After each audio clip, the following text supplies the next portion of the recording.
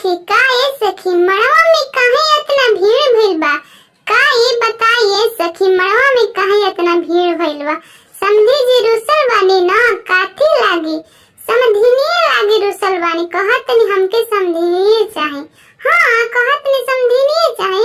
हाँ ये सखी मड़वा में भीड़ भइल भारी बड़ा रंग